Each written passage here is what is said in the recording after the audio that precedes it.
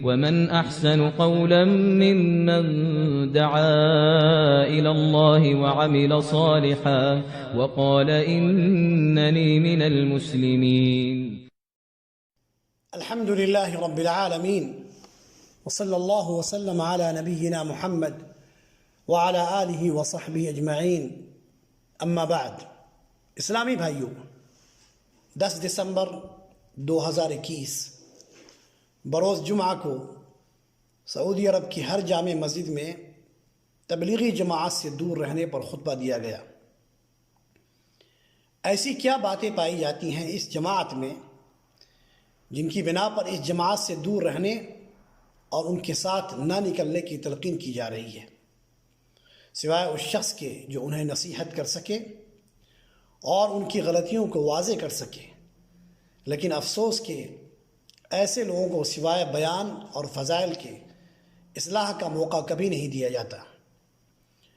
ساتھیو دوستو، خطبہ جمعہ کا 2 محور تھا. نمبر 1، قرآن و حدیث کے بتائے ہوئے عقیدہ اور اصول و منہج سے ہٹ کر اسلام میں فرقہ بندی اور نئی نئی جماعتوں کو بنانے کی مذمت. خطبہ جمعہ کا دوسرا محور تھا تبلیغی جماعت کی چند بنیادی غلطیاں. ساتھیو دوستو، اس سلسلے میں سب سے خطرناک چیز جو اس جماعت کے اندر پائی جاتی ہے وہ یہ کہ اس جماعت کے خواص اور اکابرین تصوف کے 4 سلسلے چشتیہ، قادریہ، نقشبندیہ، سہروردیہ میں سے کسی نہ کسی ایک سلسلے سے ضرور منسوب ہوتے ہیں. اور یہ بات جاننے کی ہے کہ تصوف کے یہ 4 سلسلے باطل، گمراہ کن اور خلاف شریعت ہیں. یہی وہ 4 سلسلے ہیں جہاں سے انسان اولیاء کی عبادت، قبر پرستی، صاحب قبر سے وسیلہ، مدد مانگنے اور شفاعت طلب کرنے کے راستے نکالتا ہے. اس جماعت کے اکابرین اور خواص کا اسلام کے خلاف 2 خاص عقائد، عقیدہ وحدت الوجود اور عقیدہ وحدت الشہود سے گہرا تعلق ہے. وگرنہ فضائل اعمال میں ان عقائد کے حاملین کے واقعات کیوں بیان کیے گئے؟ نمبر 2، تبلیغی جماعت والے کلمہ کی تفسیر توحید ربوبیت سے کرتے ہیں. یعنی یہ کہتے ہیں کہ کلمہ کا معنی نہیں ہے کوئی خالق، مالک اور رازق سوائے اللہ کے، جبکہ کلمہ کا یہ معنی سراسر غلط ہے.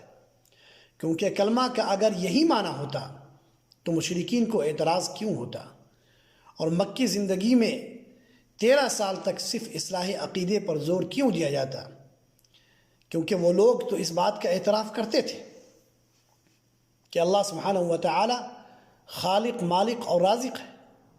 نمبر 3، تبلیغی جماعت کے نصاب میں فضائل اعمال نامی جو کتاب پڑھی اور پڑھائی جاتی ہے وہ من گھڑت قصے، اولیاء کے جھوٹے کشف و کرامات، خوابوں کے جھوٹے واقعات، قبروں سے استمداد اور ضعیف و موضوع روایات کا مجموعہ ہے جنہیں تنبیہ اور بیان کرنے کے باوجود نہ کتاب سے نکالا گیا اور نہ ہی ان سے برات کا اظہار کیا گیا.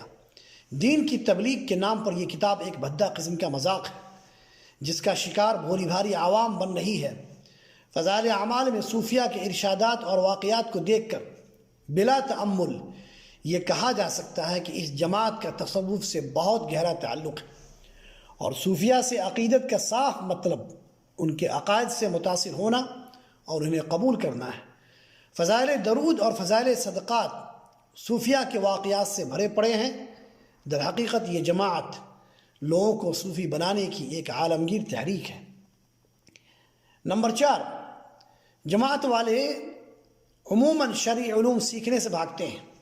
ان کے علم کا محور جو کچھ ہے وہ فضائل اعمال نامی کتاب اور حیات الصحابہ ہے.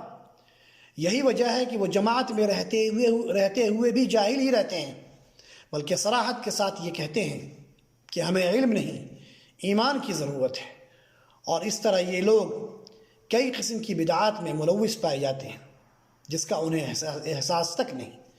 جماعت والے عموماً قرآن و حدیث بیان کرنے والے اور اصلاح عقیدہ کی کوشش کرنے والے علماء کی مجلس سے دور رہتے ہیں، بلکہ دوسروں کو بھی ایسی مجلسوں سے دور رہنے کی تلقین بھی کرتے ہیں اور اپنی مجلسوں میں فضائل اعمال کے سوا کسی اور کتاب کو پڑھنے اور نہ قرآن و حدیث پر مبنی بیان دینے کی اجازت دیتے ہیں۔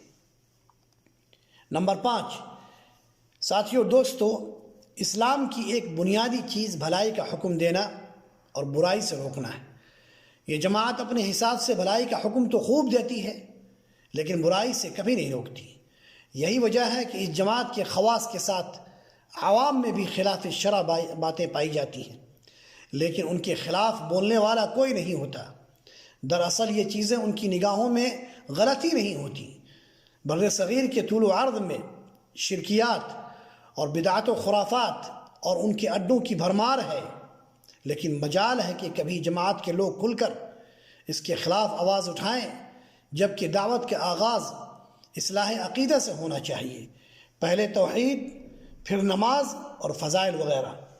نمبر 6، تبلیغ کسی کی، ساتھیوں اور دوستوں، تبلیغ کسی کی ذاتی ملکیت نہیں ہے کہ کوئی کسی کو روک دے، لیکن جن غلطیوں کی نشاندہی کی جاتی ہے اس کی اصلاح تبلیغی جماعت کی اولین ذمہ داری ہے۔